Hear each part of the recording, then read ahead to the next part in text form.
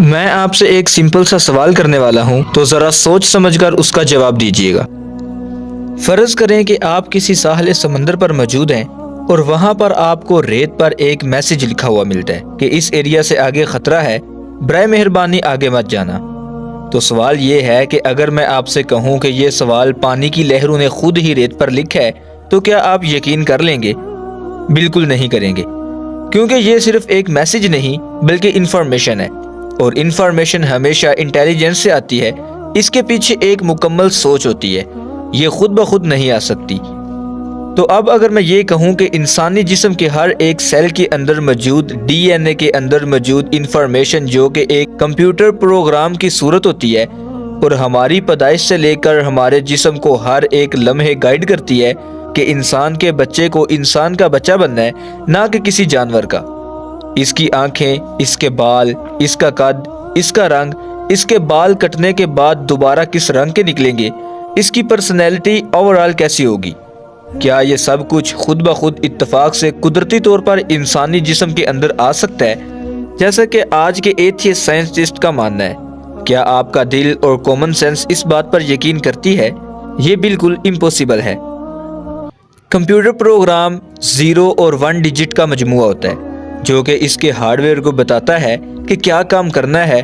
بالکل اسی طرح سے انسانی جسم کے ہر ایک سیل نیوکلیس کے اندر اسی طرح کمپیوٹر پروگرام کی طرح بہت لمبا اور مشکل ترین کوڈ پروگرامنگ کے صورت میں موجود ہوتا ہے، جو کہ خود سے لکھا ہوا اپنے ماں باپ سے ڈی این اے کوڈ کی صورت کے اندر حاصل کرتے ہیں۔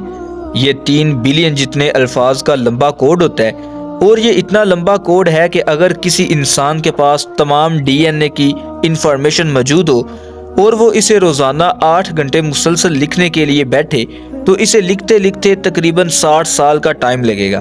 اور اگر اس کوڈ کو کتابوں کے اندر لکھنا شروع کیا جائے تو یہ تقریباً 70 میٹر اونچی کتابیں بنے گی۔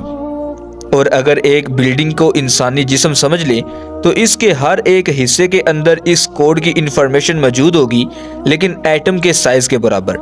لیکن اگر آپ کے پاس ڈی این اے کی انفارمیشن موجود ہی نہیں ہے تو اس کوڈ کو لکھنا تو دور کی بات ہے، اس کا تصور کرنا بھی ناممکن ہے، کیونکہ یہ انسانی سوچ اور اس کے تصور سے باہر کی چیز ہے، جو یہ ثابت کرتا ہے کہ اس کے پیچھے یقیناً ایک انٹیلیجنٹ برین موجود ہے۔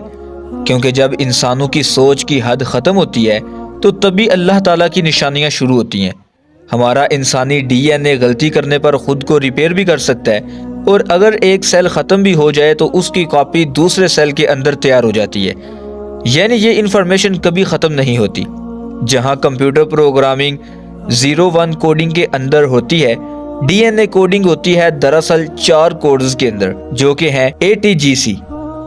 یہ اصل میں 4 کیمیکل ہیں جن کے مختلف کمبینیشن یہ ڈیسائیڈ کرتے ہیں کہ انفارمیشن کی صورت میں ہر ایک کمانڈ کو جسم کے کس حصے کو کیسے دینا ہے، اور یہی کمانڈز ہی ڈیسائیڈ کرتی ہیں کہ جسم کے مشکل ترین کاموں کو کیسے پرفارم کرنا ہے، اور اس انفارمیشن کو اگلی نسل تک ٹرانسفر کرنا اسی کا کام ہے۔ فرض کریں اگر کسی کمپیوٹر پروگرام کی کوڈنگ 11000001011001 کی کوڈنگ میں ہے، تو بالکل اسی طرح سے ڈی این اے کی کوڈنگ کچھ اس طرح سے ہو سکتی ہے: GAT GG CAC ACE۔ یہ ڈی این اے کی انسانی جسم کے لیے کمانڈ ہوتی ہے کہ جسم کے کس حصے کو کہاں پر جا کر افیکٹ کرنا ہے، بالکل ایسے ہی جیسے کمپیوٹر کے اندر ایک ماؤس کے ذریعے یا کی بورڈ کے ذریعے ہم اسے کمانڈ دیتے ہیں کہ ایک ویڈیو کو پلے کرنے کے لیے۔ اس لیے آج ڈی این اے پر ریسرچ کرنے والے سب سائنٹسٹ، خصوصاً نیچرڈ ڈونکس کا یہ ماننا ہے کہ ایک انٹیلیجنس برین اس کے پیچھے موجود ہے۔ یہ خدا کی موجودگی کی اس کائنات کے بعد سب سے بڑی دلیل ہے کہ اس کمپلیکس کوڈنگ کا ایک پروگرام موجود ہے جس نے یہ سب کچھ لکھا اور ہمیں اپنی پہچان کروانے کی کوشش کی ہے۔ اور وہ انٹیلیجنس برین اور پروگرامر اصل میں ہے کون؟ اس کا جواب اللہ تعالیٰ قرآن پاک کے اندر کچھ اس طرح سے بیان کرتا ہے کہ اللہ نے کس چیز سے تمہیں بنایا، نطفے سے بنایا، پھر اس کا اندازہ مقرر کیا، پھر اس کے لیے راستہ آسان کر دیا۔ اس آیت مبارکہ کے اندر اندازہ مقرر کرنے کے اندر قدرہ کا لفظ استعمال ہوا ہے، جس کا انگلش کے اندر مطلب بنتا ہے کہ ترتیب دینا، کسی چیز کے بنانے کی پروگرامنگ کرنا یا کسی چیز کی تیاری کا منصوبہ بنانا۔ کیا یہی ڈی این اے کا اصل کام نہیں ہے تو یہ انفارمیشن آج سے 1400 سال پہلے کون جان سکتا ہے؟ صرف اور صرف اللہ کی ذات۔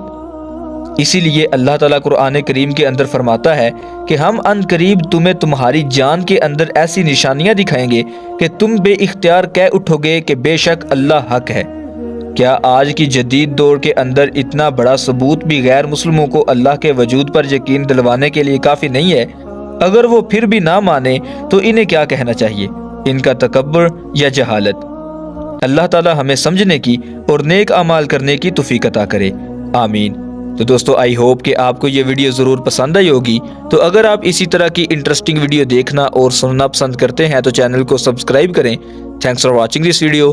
اب ہم ملتے ہیں اسی طرح کی نیو انٹرسٹنگ ویڈیو میں، تب تک کے لیے اپنا بہت سا خیال رکھیے گا۔ اللہ حافظ۔